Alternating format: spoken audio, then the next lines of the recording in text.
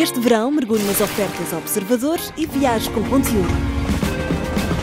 Temos 400 tote bags Observador e 50 revistas de viagem edição Marrocos para oferecer. Assinar o Observador nunca soube tão a férias. Assine hoje em observador.pt e tenha acesso às nossas ofertas limitadas.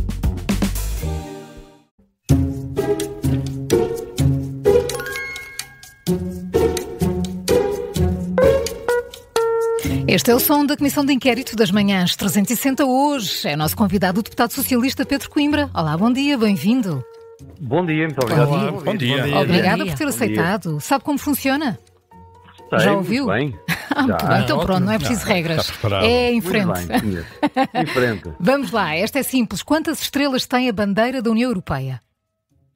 Ui, tem tantas... Isso é uma boa pergunta. Não são as mesmas que os países. Pois não. Eu não sei, não lhe sei dizer. Começa logo com uma pergunta muito difícil. Então vá. 5, 12 ou 18? Bom, eu arrisco que são 5. Ai. Não, são 12. São 12. No meio é que está a vir. Era o meio. Então, e o que significam centro. as estrelas na bandeira? Já significaram os 12 Estados-membros, mas eles depois decidiram como aumentaram, ficar sim. por aí, que é para não darem sempre volta à bandeira. Para a bandeira não ficar muito grande. Exato. Exatamente. E não ficar uma espiral de bandeiras. Não há uma correspondência. Não existe uma ligação. Não existe. Pedro Coimbra, Ursula von der Leyen contentou-se com tarifas de 15%. Estamos a falar de um aumento de mais de 900% em relação ao que era cobrado antes de Donald Trump regressar à Casa Branca. A Europa não tem capacidade e força para negociar melhor? Bem, eu acho que nós ainda não conhecemos todos os pormenores deste acordo que foi feito. Ainda faltam conhecer um conjunto de pormenores. Mas das notícias que são públicas e daquilo que é perceptível, eu parece-me que isto, de facto, é um acordo muito, muito penalizador para a Europa. E não é só pela tarifa dos 15%, é pelos compromissos que a Europa assumiu com os Estados Unidos, ao nível da indústria militar, ao nível da política energética e ao nível da política de investimento industrial. E, portanto, daquilo que é público, o que nós percebemos é que tudo é vantajoso para os Estados Unidos e nada é vantajoso para a Europa. Repare, tarifas de 15% à entrada de um produto europeu nos Estados Unidos. Um produto dos Estados Unidos na Europa paga taxa de 0%. Além disso, a Europa compromete-se a adquirir armamento militar aos Estados Unidos em muitos bilhões de euros. Quando aquilo que foi anunciado pela Europa era que a necessidade de rearmamento militar da Europa seria uma oportunidade para lançar a indústria europeia militar para criar postos de trabalho e para criar riqueza na Europa. Ao fim e ao cabo, estamos a importar dos Estados Unidos. O mesmo para a energia. A Europa, mediante este acordo, compromete-se a importar energia dos Estados Unidos em muitos bilhões de euros. Por outro lado, compromete-se ainda a investir industrialmente nos Estados Unidos e igualmente em muitos bilhões de euros. Daquilo que é conhecido deste acordo, eu sinceramente acho que é um acordo desastroso para a Europa. Não devia ter sido feito então? Bom, bem, eu acho que como europeu, como cidadão europeu, nós temos que defender os povos europeus e temos que defender os Estados europeus. E de facto aquilo que eu assisto é um enfraquecimento cada vez maior da Europa. E, neste caso, eu diria que é quase uma capitulação ao Presidente dos Estados Unidos. Mas a alternativa não era pior? Tarifas de 30%? Acha que a Europa devia retaliar? Nós podemos ver sempre pelo lado pior. Podemos sempre ver as coisas pelo lado pior. Mas isso não me tira o peso de cima de olhar para este acordo como um acordo muito penalizador para a Europa. Portanto, nós podemos olhar para o lado pior e dizer que 30% de tarifas é pior que 15%, certo, é verdade. Bom, mas isso a mim não me dá qualquer ânimo para olhar para este acordo. Sinceramente, acho que a Europa precisa de se repensar e de reinventar, sob pena de sermos um bloco mundial cada vez mais enfraquecido perante outros blocos emergentes e perante o bloco dos Estados Unidos, o bloco da Ásia, o bloco dos países produtores de petróleo, das novas das novas economias emergentes, de facto, cada vez mais enfraquecido. E, portanto, este acordo é o exemplo disso mesmo. É uma capitulação da Europa, é um acordo que enfraquece a Europa e é um acordo que não traz nada de bom para os europeus. Sinceramente, eu fiquei muito, muito, muito preocupado com aquilo que vi anunciado até agora. Não vejo nenhum motivo para satisfação, nenhum motivo para celebração. Nem para respirar de alívio. Muito bem. Não fiquei contente. E na pontuação também não tem motivos para... Não, porque ainda não pontuou, mas agora... Estivemos a olhar para o presente, vamos olhar ao mesmo tempo para o passado e para o futuro. Em 2011, António José Seguro lançou um livro. Qual era o título do livro? Não me lembro, provavelmente terei estado até na apresentação. Não me lembro. Provavelmente. Então vou-lhe dar três hipóteses. Lembro-me que estive muito recentemente na apresentação pública da candidatura dele a Presidente da República. Isso eu lembro-me. Agora, provavelmente terei estado no livro. Pois, foi mais recente. Mas como foi em 2011, mesmo que tenha estado na apresentação do livro, não me recordo. Já não se recorda. Eu vou-lhe dar três hipóteses. Olhar em frente, o futuro a Deus pertence ou compromissos para o futuro? Eu acho que é muito oportuno, eu não sei se vou acertar. O futuro a Deus pertence. Mas até pegando numa frase dele recente, o futuro a Deus pertence pode ser uma boa hipótese, mas não sei se é. É essa que escolhe. Pensa lá um bocadinho melhor. Bruno, queres repetir? Então, olhar em frente, o futuro a Deus pertence ou compromissos para o futuro? O futuro a Deus pertence. Não é? Pronto, nós queríamos que o Pedro Coimbra acertasse, mas o Pedro Coimbra não quis mesmo acertar. Mas tem muita fé. Tem muita fé.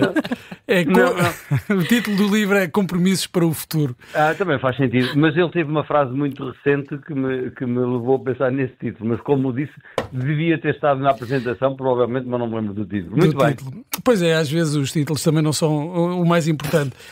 O PS deve apoiar a candidatura presidencial de António José Seguro? Bem, eu não me quero pronunciar sobre isso. Eu pessoalmente apoio o António José Seguro. Eu estive na apresentação da candidatura dele, como disse. O Partido Socialista, eu sou dirigente nacional do Partido Socialista, eu pertenço ao Secretariado Nacional do Partido Socialista. E, portanto, sabemos, e bem, não há outra forma de tratar este assunto, que o Partido Socialista só se pronunciará formalmente sobre as eleições presidenciais após as eleições autárquicas. E é o que faz sentido.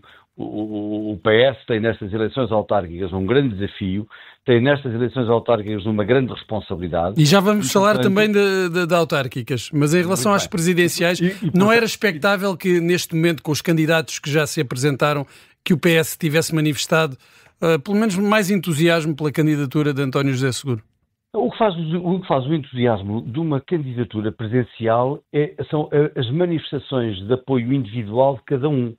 E essas não têm faltado. Eu, como disse, estive na apresentação da candidatura presidencial do António José Seguro nas Caldas da Rainha. E não faltou entusiasmo, nem lhe faltou apoio. E por aquilo que tenho visto, e por aquilo que as sondagens também têm mostrado, para quem começou tarde, tem sido uma manifesta expressão de vontade popular. Tem colhido. E, portanto, aí sim é que se vê a manifestação de vontade. O Partido Socialista, depois das eleições autárquicas, no tempo certo, quando chegarmos à discussão das eleições presidenciais, para as quais ainda faltam muitos meses, o Partido Socialista, sim, nessa altura, tomará uma posição oficial sobre a matéria. Neste momento, como dizia, é uma expressão individual de cada um. Agora, enfim, cada um se manifesta como entende, somos um partido livre, somos um povo livre e, portanto, é uma expressão individual de cada um. Agora, devo dizer que eu acho que o António José Seguro reúne todas as condições para ser um excelente Presidente da República. As condições políticas, as condições humanas, as condições pessoais, o seu percurso de vida, a forma como geriu o seu silêncio e como gera a sua palavra e a forma como se apresenta nestas eleições. E, portanto, do meu ponto de vista, na minha opinião pessoal, que só a mim me vincula, o António José Seguro tem todas as condições para ser um excelente Presidente da República. E, portanto, há poucos minutos aqui mesmo na Rádio Observador, Augusto Santos Silva dizia que olhava para os candidatos e achava que o país merecia melhor e que ainda não há uma candidatura agregadora. Não concorda com ele? Mas é a opinião do meu camarada e amigo Augusto Santos Silva, com o qual concordo algumas vezes e com o qual discordo algumas vezes. Neste caso, estamos em pleno desacordo. O Augusto Santos Silva tem uma opinião, eu tenho outra. E acho que o António José Seguro reúne todas as condições para ser um excelente candidato, como está a mostrar que é, e para ser um excelente Presidente da República. Tem um percurso impoluto. Com experiência política, com competência nas funções públicas que exerceu, e foram muitas, como é sabido, com um percurso académico de grande mérito, com um percurso profissional de grande mérito e com um percurso pessoal que só o honra e dignifica a ele, aos seus amigos e aos seus apoiantes, nos quais me incluo. Portanto, estou em pleno desacordo com o meu camarada e amigo Augusto Santos Silva. Pedro Coimbra, deixe-me só fazer aqui uma correção em relação às estrelas da bandeira da União Europeia. Não tem a ver com o número do país Estados-membros, mas sim com valores de ideais de unidade, solidariedade e harmonia entre os povos da Europa. Nunca esteve relacionado com o número de países. Portanto, daí ser um número inalterável. Então eu também consegui fazer uma pergunta difícil. Exatamente, conseguiu. E nós tivemos 0 pontos. Espera aí para nós. 0 pontos para nós. Fizeram-me uma pergunta difícil, eu consegui retribuir-te uma pergunta difícil. É verdade. Muito bem. E agora vamos a outra que acho que de memória... Eu acho que não. Se fizer as contas, é um passado muito recente. Quanto tempo Pedro Nuno Santos foi líder do Partido Socialista? Então deixa-me cá ver. É só fazer as contas. Pode fazer as contas. É só fazer as contas. Deixou de ser líder em 2025. Sim. Começou a ser. Foi eleito em 2024, portanto terá sido 1 ano e pouco líder do Partido Socialista. Foi 1 ano e pouco, foi 16 meses. Esta acertei. Acertou à primeira. 5 pontinhos. Não chegou 1 ano e meio, portanto, como não chegou 1 ano e meio, foi 1 ano e pouco. Acertou. De janeiro de 2024. As nossas hipóteses eram precisamente 1 ano e meio, 1 ano e pouco e 1 ano e tal. Exatamente. Mas 16 meses está no 1 ano e pouco. Está correto. 5 pontos. 5 pontos, assim, sem qualquer dúvida. Muito bem. Ainda José Luís Carneiro está a conseguir descolar da sombra de Pedro Nuno Santos? Bom, aqui não se trata de descolar de Pedro Nuno Santos, a questão não é essa. O Partido Socialista, inevitavelmente, tem tempos difíceis pela frente, não há como negar e há que o reconhecer com frontalidade. E, portanto, reconhecer isto é também reconhecer a exigência do momento.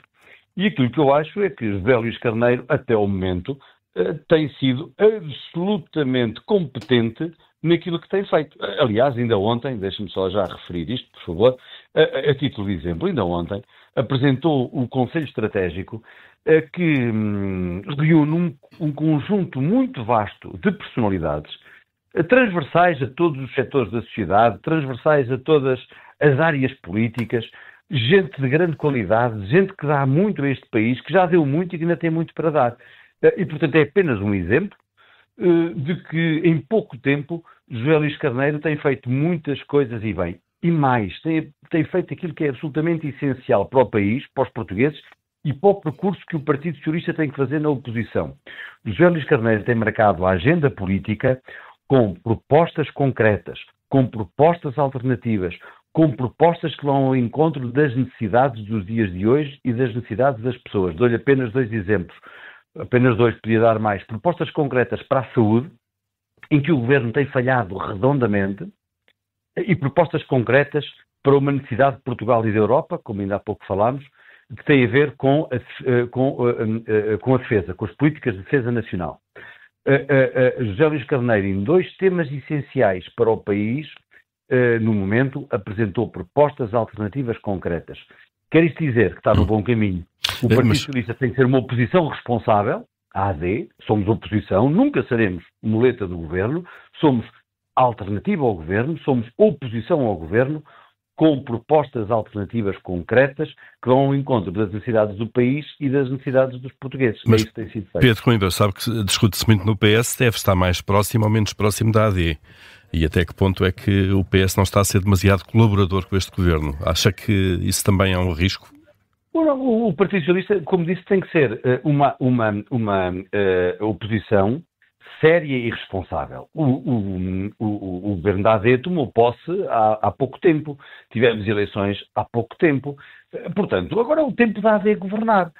Olha, a AD, quando ganhou as eleições, não estas, mas as de 2024, portanto, a AD já leva mais de 16 meses de governo. Não leva 6 dias, não leva 6 semanas. Quando ganhou as eleições, quando se apresentou a votos pela primeira vez, anunciou ao país que tinha soluções milagrosas para todos os problemas do país. E todos os problemas do país, os problemas estruturantes do país, se têm agravado. Veja-se o que se passa na saúde, veja-se o que se passa na habitação, só para dar 2 exemplos.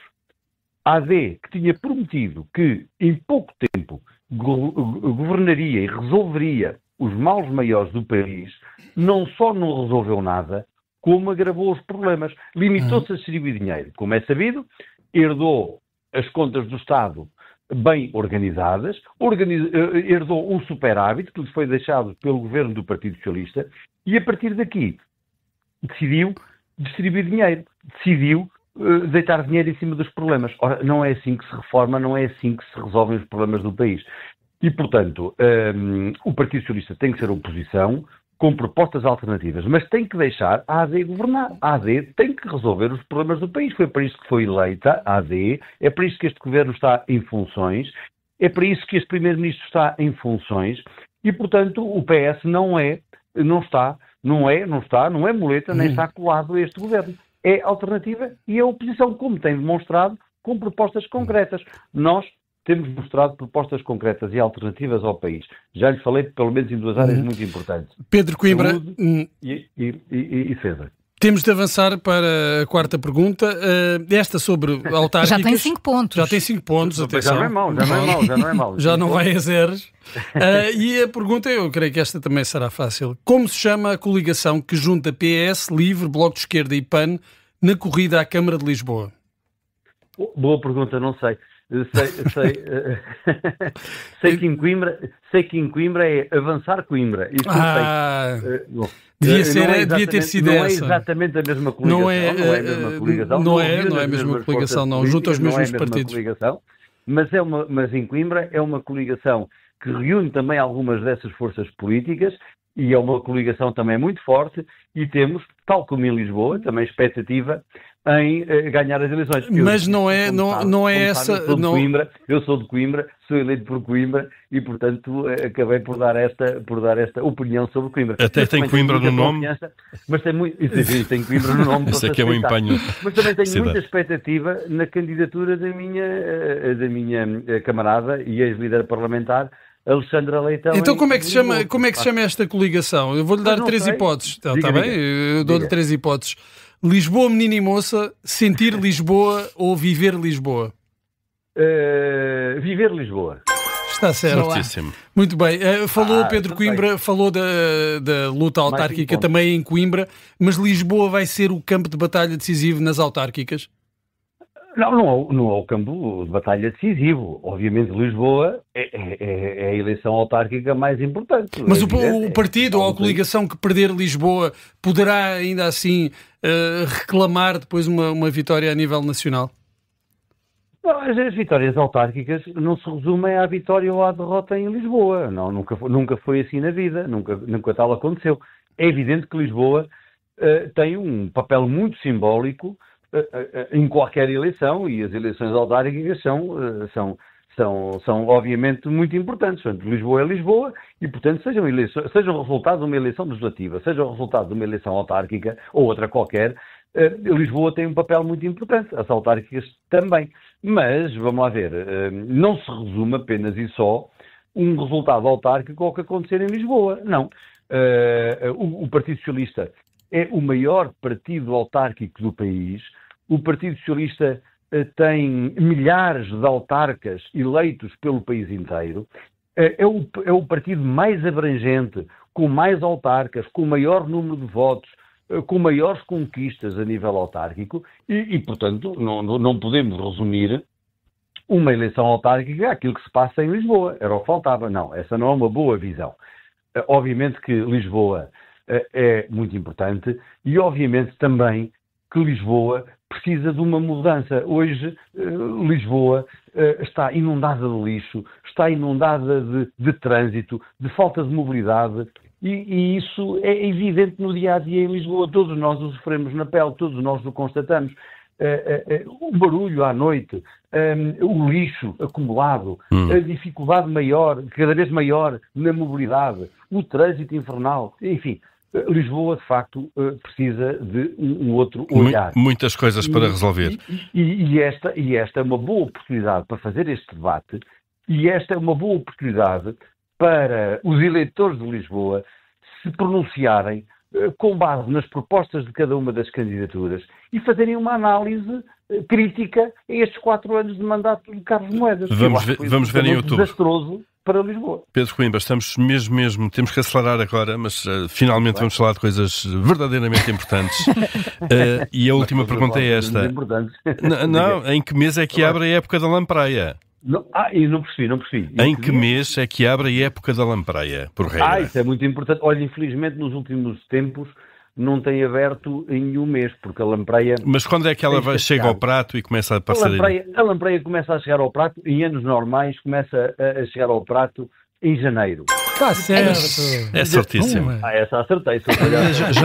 Janeiro a março, abril, não é? É março, abril. Em anos normais, de janeiro a abril, março, abril, uma boa época, uma boa altura. Exatamente. Para a lampreia. O Pedro Coimbra... Infelizmente, nos últimos anos, ela tem escasseado tanto, que não tem aparecido nem no Rio nem no prato. Mas para fechar esta comissão de inquérito, a lampreia de Mondego é melhor ou não? Claro que a lampreia de Mondego é melhor, de longe. E no Mondego ainda há uma lampreia que é melhor que todas as outras, que é a lampreia de Penacova. De Penacova, exatamente. Ali a meio caminho. E assim muito fechamos assim com este gostinho a lampreia. Pedro Coimbra, 12 pontos. Obrigada por ter estado connosco. Muito obrigado. Ainda acertei uma série de perguntas dessas difíceis. Sobretudo esta última, que era complicadíssima. Eu contribuir também com uma difícil, portanto não seria assim tão mal. Foi muito bom. Obrigada por ter aceitado o nosso convite. Obrigado, bom dia. Muito gosto, muito obrigado. Obrigado, bom dia. A todas e todos. Bom dia, obrigado.